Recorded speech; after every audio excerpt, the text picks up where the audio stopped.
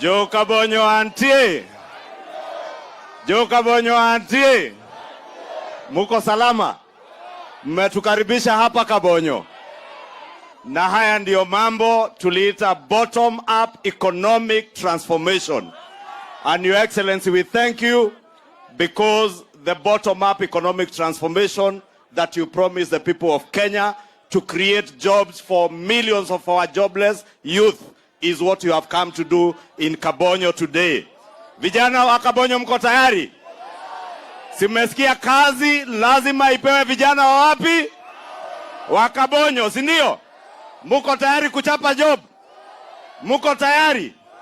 Mutashikilia huyu rais na hawa viongozi wenyu, akiwemo seneta wenyu na wabunge wenyu wenye wameamua kufanya kazi na rais na seneta. Asante. Thank you very much, Leader of Majority. It is now my